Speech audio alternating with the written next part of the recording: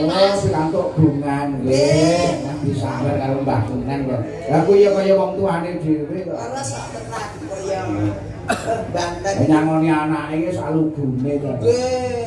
Matur sembah nuwun nggih Mbah Nen. Yo, yo nek diwehi aluse. Jenengan pengen mboten? Pengen mboten?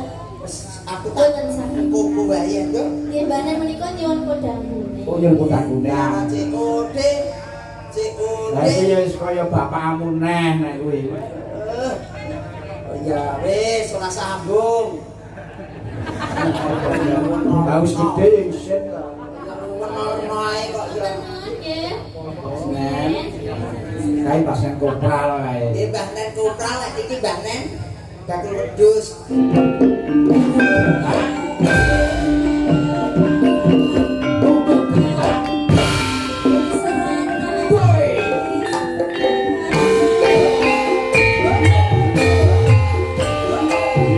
Saking kota Pacitan kaya ngopo?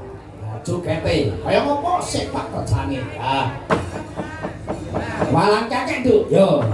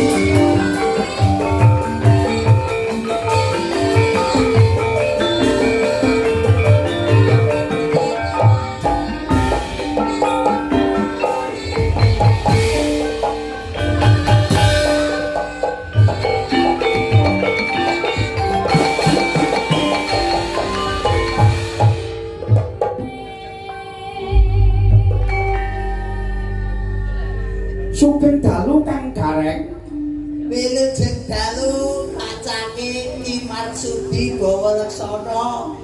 Dapur boten pinanggih sehat nggih Mas. Alhamdulillah kang gareng sami sehat sedaya. Sing penting bakune seger kewarasan. Amin amin ya robbal alamin. Ugi prokadang dulur-dulur kula tenggene Krandu sedaya mugi-mugi pinaringan seger waras.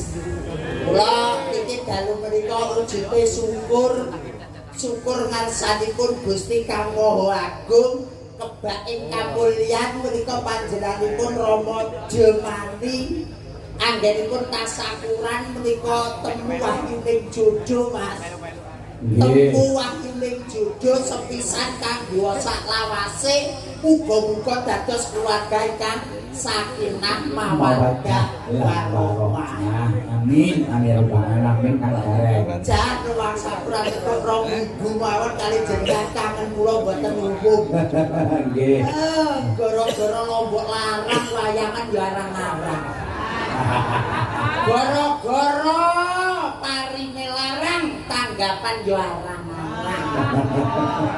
Namung ndedonga mugi-mugi sedulur sedaya kathah rejeki Allahumma. Amin. Panjang yuswa Allahumma. Amin. Kuat sehat selamat Allahumma. Amin. Ngoten iki lho Mas. Mulakno dulur kerandun iku ngangeni lek teng kula iki Mas nggih.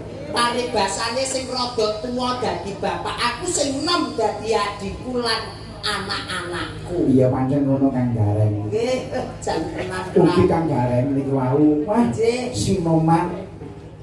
Peladen. Nggih. Wah, jan cancut gumregut. Wonten rukun, wah jan cacek. Cacet banget katek kula sak yaine kopi urung diwehi. Lah tekamu wis kasep, tekamu bunyi kok. Wong saking niki sedaya niku kangge nek sedaya kan pun diradosi to Mas. Paribasane kula dalam panjenengan Sinden Yoga niku kangge paribasane pun keluarga piyambak. Dadi iki apa to keluargane dhewe sing penting ke dulur-dulur sing rawuh ki ndongane muga-muga lurus rahaja mboten wonten awangan setunggal menapa. Oh, Pak Jaya.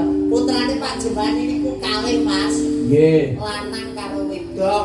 Muga-muga temu jodoh, temu wahyu sepisan kanggo sak lawase aja ngantek pegatang. Pancen ngono Kang Gareng. Amin, amin Kang Gareng. Kuncine siji wong ki arepa bondo dunyane dhuwur wong nuwun sewu lho Mas. Wong ki lek akeh ya bingung, lek sithik ya bingung. Lah sifat wong ya Kang Gareng. Nggih, akeh ya bingung, sithik ya bingung. Kula wong tenggene alam dunya niku ikhlas lillahi taala kados Pak Jumani anggenipun tasakuran dipun ijabahi dening Gusti Kang Maha Agung. Nggih pancen tasakuran adento ketok lokak ning sejatine saya kebak ya Kang Gareng. Ora lokak saya kebak, ora mutah saya mutung. Pancen ngono Kang Gareng. Mula wong jenenge wong syukur iku wong banyak bersyukur iku banyak manfaatnya. Mula ya kene lek wong sugih ku aja ngantek lareke bersyukur. Niku nek lek bojone akeh. Seto iki wae wis penake ra mau dione yo bunyi aku wis gawe enek buntute apa-apa Mas ya. Ya. Aku gawe buntute ngene penak banget kok ya nggih Pak Jembati aku ditresnani tenan karo wong randu mriki Mas. Nggih. Patut ditresnani kok kono teko kene penonton tumplek sing dene Mas Marsudi ayu yogane nom-nom kabeh yaene yo wong enek sing do ngantuk. Tenanan kula dak mboten teng mriki nggih Mas. Nggih Kang Gareng. Biasane awake dhewe rong minggu pisan niku mesti wayangan teng Klaran dan Grandul. Heeh. Iki kok rada enek kok setahun kaya bol siji tok iki. Ning Delalah lho Mas. Nggih. Lah wis dilunasi rong taun kepungkur dadi iki karek nyaur igo-igo. Panjenengan to Kang Gareng. Nggih. Ngene iki ya wis kabeh wis lulus dilunasi kabeh kapan kae Kang Gareng. Sesasi seprono wis dilunasi kan. Bapak Jemani. Pak Jemani iku ora kena dipidhaki late. Pak Jemani, Mas, iki daku boten pinanggih kula kalih kanca-kanca sinden. Menika monggo Kang Gareng. Nggih, diaturake kalih dulur lanang kula saking Krebet. Nggih. Menika Mas Heru Sutaji. Rawuh mriki. Wah, rawuh Kang Gareng. Alhamdulillah Mas Heru wilujeng dalu Mas Heru Sutaji. Nggih, kalih Jambon. Warga saking Ibu Sisung ugi Bapak Magimin ugi rawuh. Alhamdulillah Bu Sisung yen iki sing panggah Mas. Lah iya lho. Jilbabe sing ijo kuwi. Bu Sisung alhamdulillah muga-muga pinaringan seger waras kathah rezeki. Amin Kang Gareng. Ingkang rawuh mulai sinten saking Balong Mas? Mbah Senen saking Balong ugi rawuh sedarat. Nggih, sedarat rawuh, Balong rawuh, Jambon rawuh. Mbah Senen saking Sendang ugi rawuh. Alhamdulillah barokah. derek ndedonga mugi-mugi sabibaripun panjenengan pirsa iki maksud dibawa laksana dugi dalem pikantuk berkah rejeki ingkang barokah. Tenan kok ya. Aku ki lek kali jenengan iki gunane boten umum Mas. Nggih Kang Gareng. Ugi boten katalungan Kang Gareng. Nggih pripun? Katur nggih menika dulur lanang kula menika wonten tanah Sabrang Mas Kawit saking nggih menika Karanglo Kidul. Wonten pundi sakmenika Mas? Nggih. Wonten Malaysia napa wonten Taiwan napa wonten Hongkong? Ora ngaku Mas. Oh, Tanah Sabrang Mas Kawit saking Karanglo Kidul.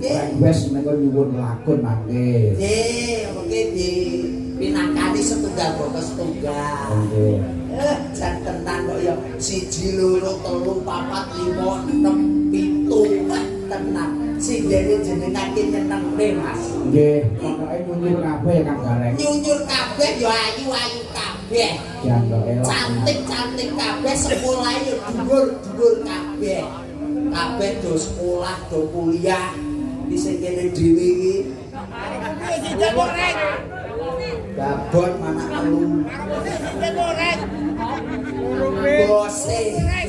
Ngapunten nggih Mas nggih. Glia-glia waton kecanda gremet-gremet waton ing slamet menika limbukan dipun sambung mengke tenggene gara-gara sedaya kersanipun menika saged menghibur dulur-dulur wonten ing laladan Ngrandu mriki Mas Masudi. Nggih. Wah, janten niki ditanjakne siji mboko siji. Wonten cobi niki wonten serat Kang Gareng. Oh nggih, jenengan maos rumiyin Mas. Nyuwun lagu kawula rewang.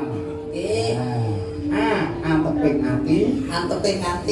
Sambel kemangi. Sambel kemangi. Terus lan saking kawula Karang Taruna Eyang Setono. amin.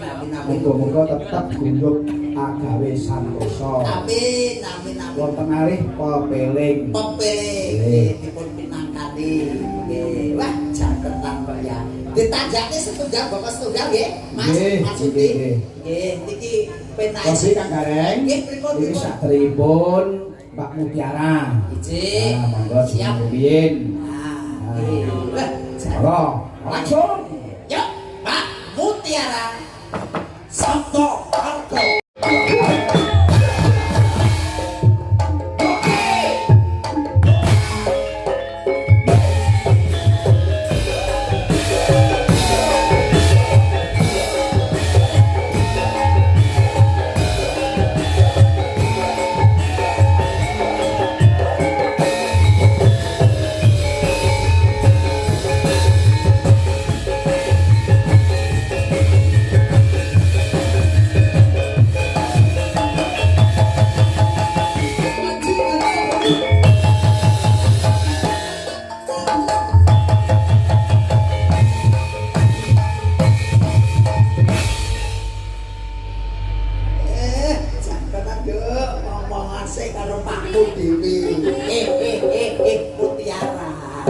Mutiara bapak lenggah wonten mriki. Kok rono kuwi malah goreng ki mosok pakku goreng. Ya bapak lenggah kene. Nggih sungkem sik karo bapak bar kok mumbungan karo aku. Dadak sungkem rene. Lho piye tok karo bapak iku disungkem wong jenenge anak kun sewu lho, Nduk. Wong anake arep sukses kaya ngopo kudu eling marang wong tuwa. Ya pancen ngono Kang. Dadine awakku ki sak ulunge nembang sungkem sik karo mergo kendho kencenging anak pranataning anak ki mung kali ana wong tuwa bujine wong tuwa. Bener, kuwi Kenceng ya saka wong tuwa, kendho ya saka wong tuwa. Ketok iki saiki wis lemes kok. Ning masalah ngeten. Pripun? Sosokan niku Nggih. enten panggung sambut diakoni. Ngeten iki Lah nggih. awakku ora diakoni dadi anake bapak. Lah niku. Wow! Lho kok piye rek? Iki bapakmu. Anu Ibune sinten ibune? Ibune to. Ya bapak lenggah ning kono sungkem skriyen kali bapak. Estu niki. Sungkem se Mas Masudi menghadap nang mriki rumiyin mriki mawon rada lirik anak wedok arep sungkem kali romo. Nggih sungkem kula katur apa. iya bocah ati. Sing kamu ndak tompo kan dibombong bunga ati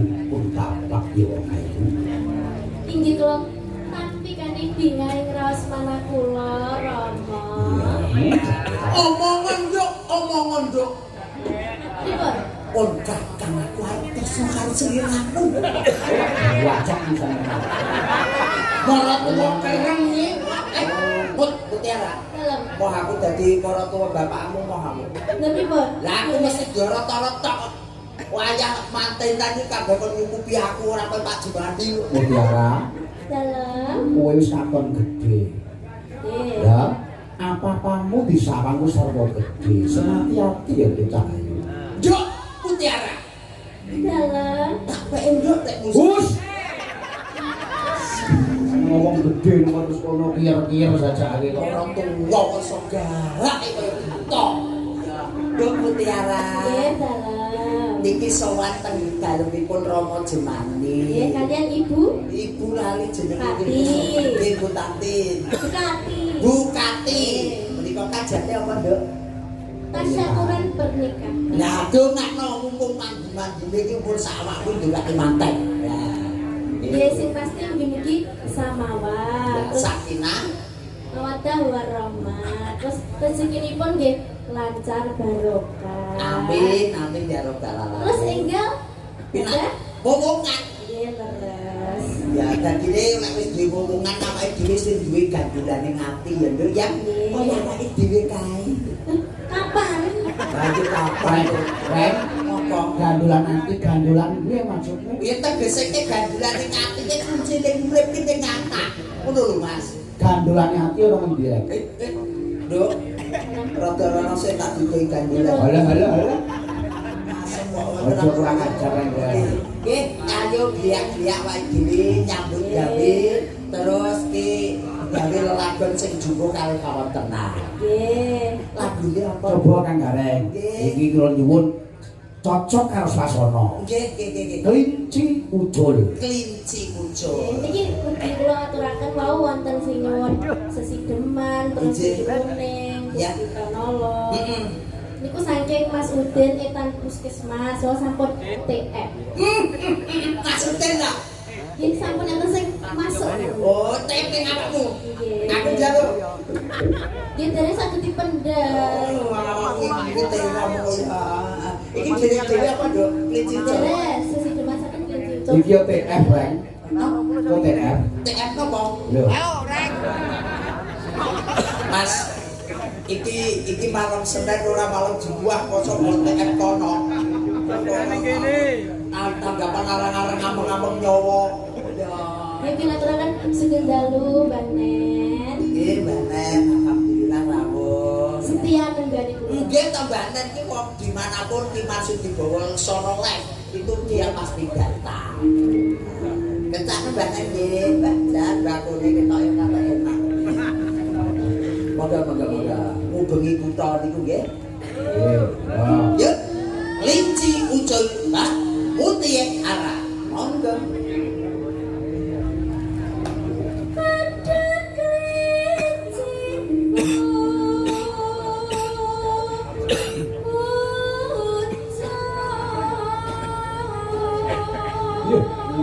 Kira-kira. Andani kok bocah lek iki mesti swarane mesti kepenak. Kandungane gede kok.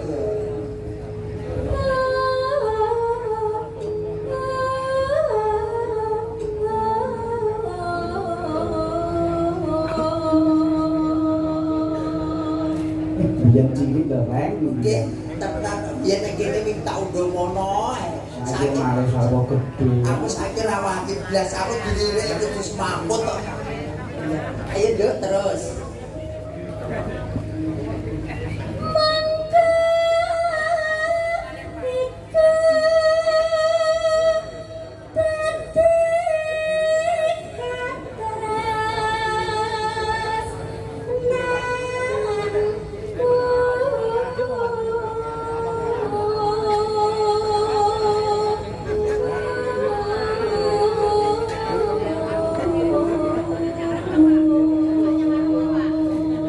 Dulur belikin, mbok beli rawuh, ngaturaken wilujeng rawuh, wilujeng bersani. Terus Nduk.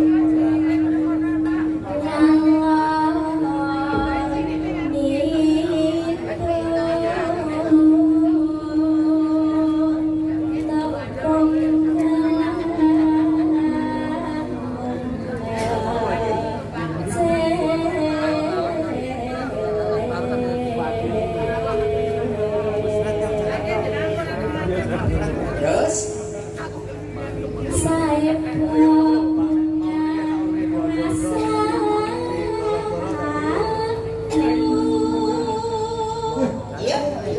Aku jangan tak kapake lho. Tak cetot-cetot top iki. Terus Aku ora ngerti.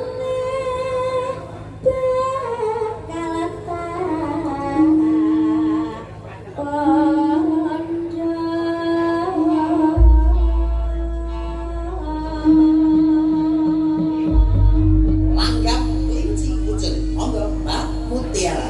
Sabto Argo.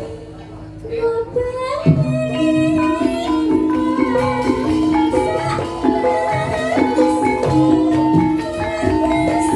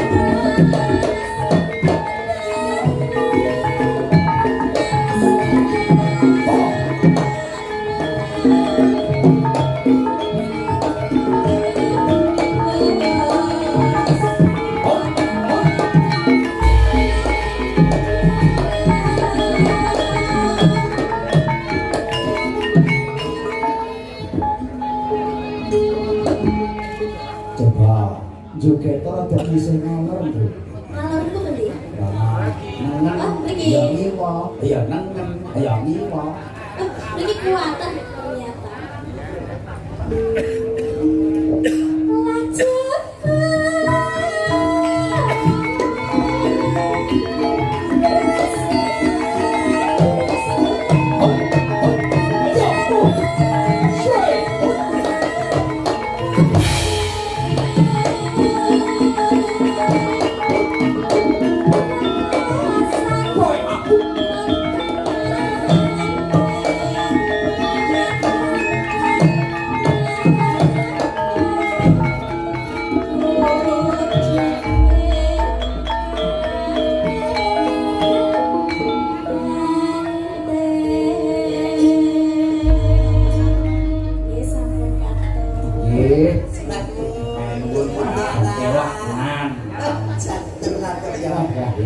Memang pendidikan dan juga ilmu itu sangat penting dan sangat membantu mas. Di mono saiki dadi bocah dadi mahasiswi yes kaya ngene. Kula ilmu ki paling penting, kula ilmu ki regane larang.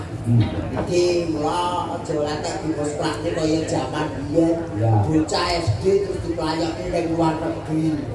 Saiki dari kuliah ben dhuwur, sekolahe ben pinjul, iso golek ya pancen ngono kan Kang. Mula titip pelingku karo anak-anak. Yen pancen isih golek ilmu, iki golek kepinteran, aja keganggu pacaran.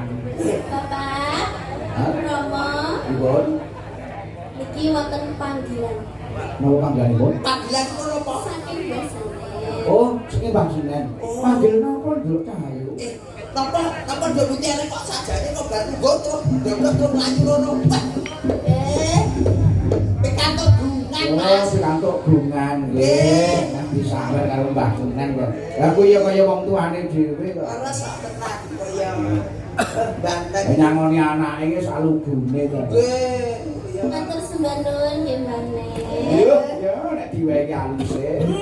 Jenengan pengen mboten? Pengen mboten? Aku tak Mboten sakit. kuku wae to. Nggih Mbane menika nyuwun kodang kuning. Oh, yang kotak kuning saiki. Banten. Saniki. Nyuwun sakniki. Oh, ora betah ketok ya. Pun boten betah Banen. Nggih, ngono.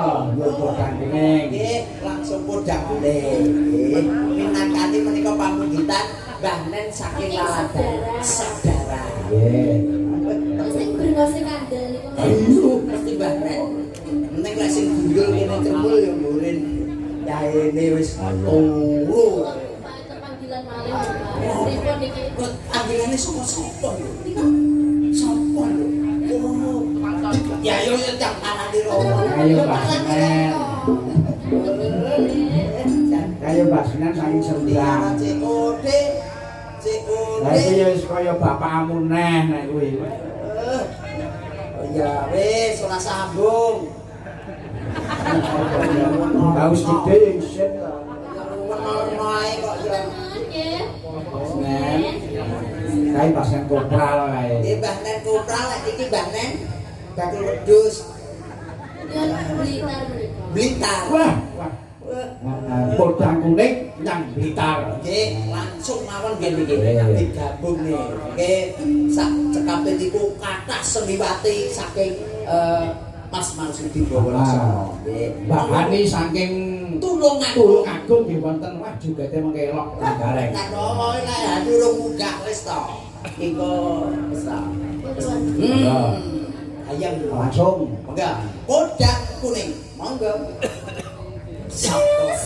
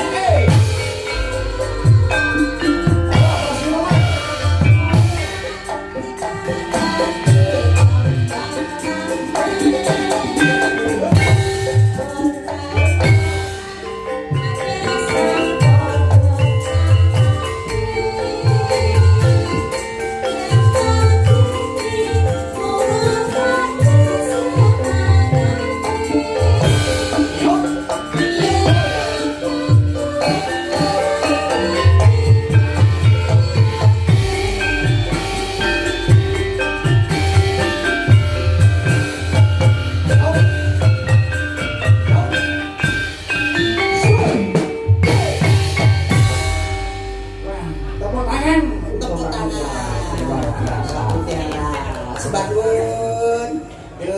Pun tinakani 3 lagu